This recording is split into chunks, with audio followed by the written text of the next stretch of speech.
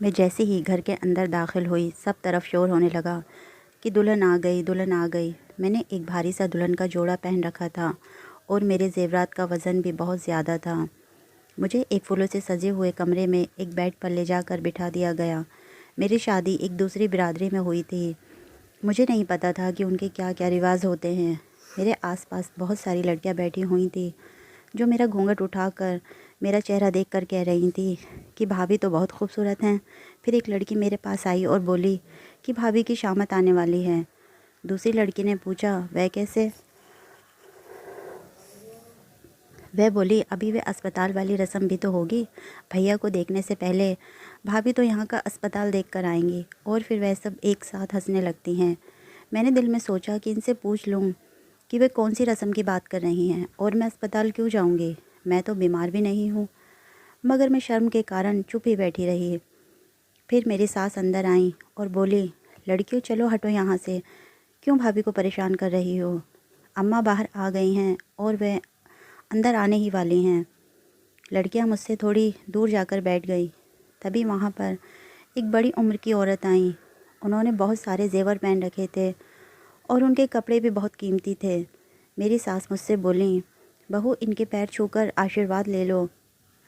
यहाँ हमारी बिरादरी में इनकी बहुत इज्जत है। सब इन्हें अम्मा जी कहते हैं। तुम्हारी भी ये अम्मा जी हैं। इनका आशीर्वाद लोगी तो बहुत जल्दी सेहतमंद बच्चों की माँ बनोगी। मैंने उठकर अम्मा जी के पैर छू लिए। वे मुझसे बोली, जीती रहो, खुश रहो, दूधो नहाओ, पूतो फलो। और फिर मेरी सास की तरफ देखते हुए बोली, चलो जल्दी से वह रस्म भी कर लेते हैं, नहीं तो और देर हो जाएगी। मेरी सास ने मुझसे कहा कि बहू तुम्हें शायद पता नहीं हो, क्योंकि हमारी रस्में तुम्हारे लिए नहीं हैं। बेटा तुम्हें थोड़ी सी परेशानी तो होगी।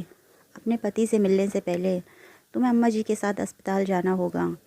वहाँ पर तुम्हारी कुछ जांचें होंगी, अल्ट्रासाउंड होगा, जिससे पता चल जाएगा कि तुम्हें कोई बीमारी तो नहीं है और भविष्य में तुम मेरे ख़ानदान को तंदुरुस्त वारिस दे सकती हो या नहीं। मैंने कहा, मम्मी जी मुझे तो कुछ बीमारी नहीं है, फिर आप मुझे अस्पताल लेकर क्यों जा रही हो। मेरी सास बोली, बहू तुम्हें इसमें ज़्यादा समय नहीं लगेगा। ये हमारे गांव का सालों पुराना रिवाज है। जब कोई दुल्हन आती है तो उसे ये रस्म निभानी ही पड़ती है। अब मैं उनसे पहले दिन ही बहस तो नहीं कर सकती थी। मैंने कहा कि ठीक है, मैं दुल्हन का जोड़ा उतार कर थोड़े हल्के कपड़े पहन लेती हूँ। इतना सुनते ही अम्मा जी बोली, नहीं, जैसी बैठी हो वैसे ही चलो, अपने आप को 1 इंच भी मत बदलना और जल्दी करो, पहले ही बहुत देर हो चुकी है। मैं न चाहते हुए भी उनके साथ चल पड़ी।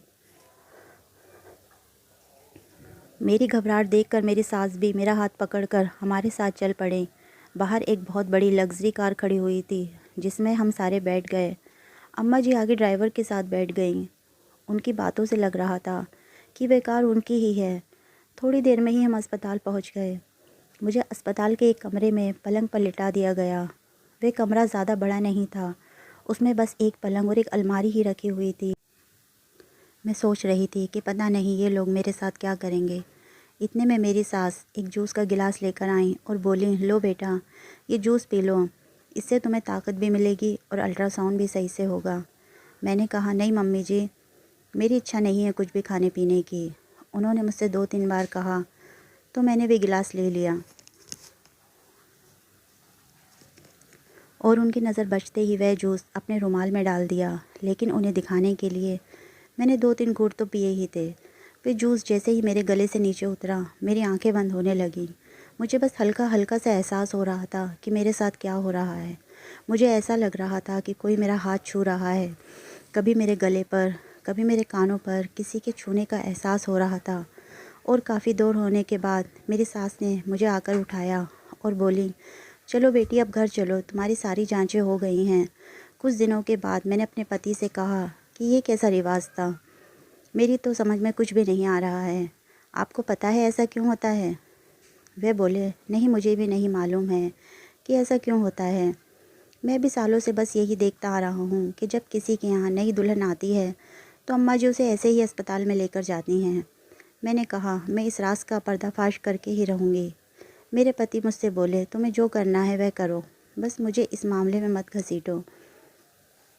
मैं सही समय का इंतज़ार करने लगी। मेरी शादी को 1 हफ़्ता होने वाला था। हमारी रोज़ ही कहीं न कहीं दावत होती थी। एक दिन अम्मा जी हमारे घर आईं और मेरी सास से बोलीं कि कल तुम सबकी मेरे घर पर दावत है, नई बहू को साथ में लेकर आ जाना। ये सुनते ही मैं खुश हो गई कि चलो अब तो मुझे कोई सुराग मिलेगा। अगले दिन मैं अपने परिवार के साथ अम्मा जी के घर गई। घर क्या था, एक महल था। एक-एक चीज़ बहुत ज़्यादा कीमती थी। नीचे फ़र्श पर इतना महंगा कालीन बिछा हुआ था कि पैर रखते हुए डर लग रहा था कि कहीं ये मैला ना हो जाए। फूलदान, सोफ़े, दीवारों पर लगी हुई पेंटिंग अपने कीमती होने का एहसास करा रही थी। मैंने अपनी सास के कान में पूछा कि मम्मी जी, इनके पास इतनी दौलत कहाँ से आई?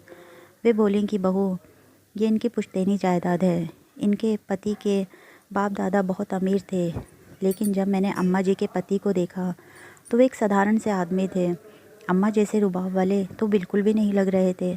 मैं भी अम्मा जी घर में भी अम्मा जी का ही हुक्म चल रहा था। मेरा शक पक्का हो गया कि इन अम्मा जी में ही कुछ झोल है। लेकिन मैं वहाँ पर अम्मा जी की तारीफ़ करती रही और हम लोग खाना खाकर अपने घर वापस आ गए। अगले दिन मैं उसी अस्पताल में गई जहाँ पर मुझे मेरी शादी की रात ले जाया गया था। मैंने वहाँ जाकर पूछा तो मुझे पता चला कि अस्पताल का वह कमरा जहाँ पर मेरी जांच हुई थी, वह अम्मा जी ने 50,000 रुपये महीने के किराए पर ले रखा था। वहाँ की साफ़ सफाई करने वाली औरत ने बताया कि उस कमरे में हमेशा ताला लगा रहता है और चाबी अम्मा जी के पास ही रहती है। अगर अम्मा जी को उस कमरे की साफ़ सफाई करवानी होती है तो वे खुद साथ में आती हैं और सफाई करवा कर, चादर बदलवा कर ताला बंद कर देती हैं। मैंने उस औरत से पूछा, क्या अम्मा जी डॉक्टर हैं? उसने कहा कि नहीं, अम्मा जी तो डॉक्टर नहीं हैं। ये साफ़ सफाई करने वाली औरत भी पैसों के लालच में ये बात बताने के लिए राज़ी हुई थी और उसने मुझसे कहा था कि मेरा नाम किसी के भी सामने नहीं आना चाहिए। मैंने कह दिया कि हाँ, मैं तुम्हारा नाम किसी के सामने नहीं आने दूँगी। मैंने उससे कहा कि वह मुझे वह कमरा बाहर से दिखा दे। वह मुझे वहाँ पर लेकर गई तो मैंने देखा कि कमरे के दरवाज़े पर एक बड़ा सा ताला लगा हुआ था और खिड़कियों पर हरे रंग के पर्दे डले हुए थे। अंदर का कुछ भी नज़र आना नामुमकिन था। फ़िलहाल मेरे लिए ये सब जानकारी ही बहुत थी। मैं अब ये सोच रही थी कि अम्मा जी ने इतने ज़्यादा किराए पर वह कमरा क्यों ले रखा है। अभी तक ये सब बातें मेरी समझ से बाहर थीं। अब किस्मत भी मेरा साथ दे रही थी। मेरे पति के चचेरे भाई की शादी जल्दी ही होने वाली थी। शादी का सुनते ही मेरे मन में पहला ख़्याल यही आया कि अब तो मुझे मौका मिलेगा ही और मैं इस मौके को अपने हाथ से जाने नहीं दूँगी। इस राज़ को जानकर ही रहूँगी कि इस रवाज़ के पीछे आखिर चक्कर क्या है। और देखते ही देखते शादी का दिन भी आ गया था। मेरी देवरानी ज़ेवरातों से लदी हुई दुल्हन बनी हुई बैठी थी। मेरी जिस बिरादरी में शादी हुई थी, वहाँ का रिवाज था कि वे अपने बहू को एक ख़ास तरह के सोने के ज़ेवर चढ़ाते थे, जो देखने में बहुत ही खूबसूरत और कीमती होते थे। मैं अपनी देवरानी के आसपास ही थी और रात में फिर वे घड़ी आई जब मेरी देवरानी को अस्पताल लेकर जाना था। घर के बाहर अम्मा जी की बड़ी लग्ज़री कार आकर खड़ी हो गई थी। मैं जाकर उसकी डिक्की में छिप गई और मैं भी उनके साथ अस्पताल पहुंच गई।